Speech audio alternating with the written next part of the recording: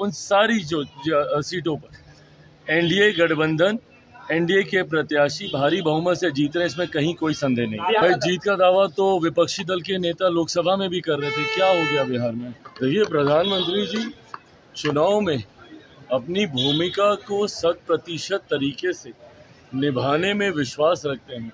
देखिए, प्रधानमंत्री जी चुनाव में अपनी भूमिका को 100% तरीके से निभाने में विश्वास रखते हैं एंड ओनिंग इट, पूरी तरीके से वो जिम्मेदारी को वो लेते हैं। और यही कारण है कि उनके नेतृत्व में कई ऐसे राज्य जहां पे लोग मानते नहीं थे कि एनडीए या भाजपा की सरकार बन सकती है, ये उन्हीं के नेतृत्व का करिश्मा है कि वहाँ पे भी सरकारें बनी। उदाहरण के तौर पर हरियाणा। आज जिस तरीके से प्रधानमंत्री जी का आज झारखंड में और आने वाले दिनों में महाराष्ट्र में जिस तरीके से उनके कार्यक्रम लगे हुए हैं, ये हम लोग के विश्वास को और ज़्यादा गहराती है कि एनडीए की सरकार 23 तारीख को झारखंड में भी बनने जा रही है और एनडीए की ही सरकार 23 तारीख को परिणामों के बाद महाराष्ट्र में भी बनने जा रही है। पर उससे ज़्यादा हम लोगों के लिए खुशी की बात एक और है कि इस दौरान प्रधानमंत्री जी के 2 कार्यक्रम बिहार में भी निर्धारित हुए हैं।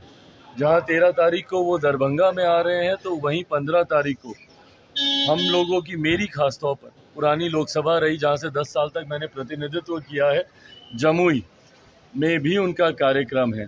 तो ऐसे में प्रधानमंत्री जी हर क्षेत्र, हर जगह अपनी भूमिका को पूरी तरीके से निभाते हुए जनता का विश्वास लगातार न सिर्फ वो जीतते हैं, बल्कि जनता का प्यार भी उनके प्रति बढ़ता है। बिहार में का दावा कर रहे हैं लगातार, बिहार में लाठी डंडे की बात हो रही है। भाई जीत का दावा तो विपक्षी दल के नेता लोकसभा में भी कर रहे थे, क्या हो गया बिहार में?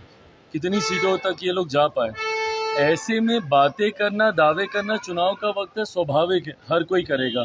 पर अंतोगत्वा जिस तरीके से माहौल है या जिस तरीके से रुझान सामने आ रहे हैं, ये दर्शाते हैं कि एक तरफा बिहार की चारों सीट जहां पे विधानसभा की, जहां पे उपचुनाव हो रहे हैं, या उन राज्यों में जहां पे विधानसभा के चुनाव हो रहे हैं, उन सारी जो सीटों पर एनडीए गठबंधन, एनडीए के प्रत्याशी भारी बहुमत से जीत रहे हैं, इसमें कहीं कोई संदेह नहीं।